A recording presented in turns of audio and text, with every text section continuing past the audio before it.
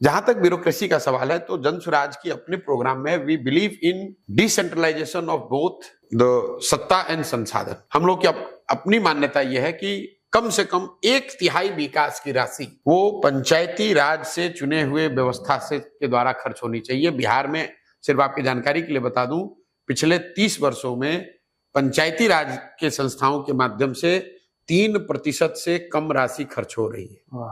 1/3 हम लोग कह रहे हैं कि खर्च पंचायती राज के माध्यम से होगा। अब आप ये कह सकते हैं कि पंचायती राज के चुने हुए प्रतिनिधि भी तो करप्शन कर रहे हैं, वो ठीक बात है, लेकिन मैं आपको एक एग्जांपल देता हूं बिहार का।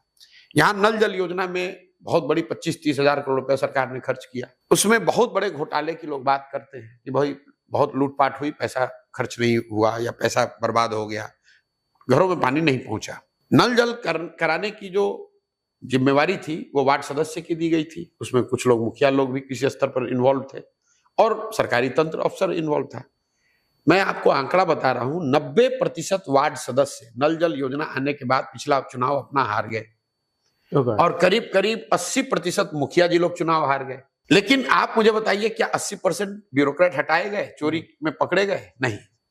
तो करप्शन करने में तो तीनों ही शामिल थे, जनप्रतिनिधि भी थे और अफसर भी थे, मिलकर उन्होंने चोरी की। राइट। लेकिन कम से कम जनता ने देखा कि ये चोरी कर रहे हैं तो 5 साल में उनको हटा दिया। राइट।